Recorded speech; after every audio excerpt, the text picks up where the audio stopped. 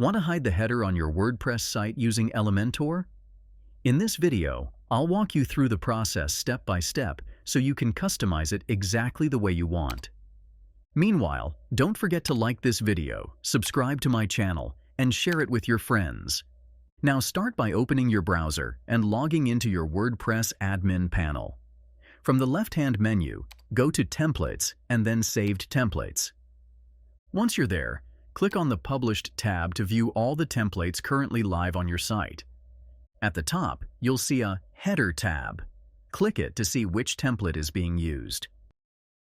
You'll also see where it's applied, like Entire Site, and when it was published. To start editing, hit the Edit with Elementor button next to the header template. This opens up the Elementor editor. Once you're in the Elementor editor panel, click the downward arrow next to the Publish button. This will open a small menu. Select Display Conditions, and a pop-up box will appear. You'll see two options, Include and Entire Site. Just change the Include option to Exclude, then click Save and Close. Finally, hit the Publish button on the top right corner. That's it. Your header is hidden from your web page. You can even verify it.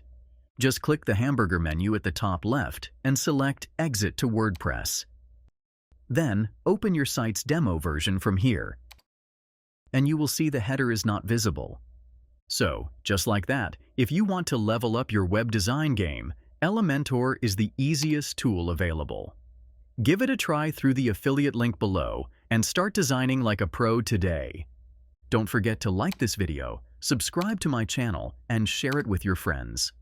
See you in the next one.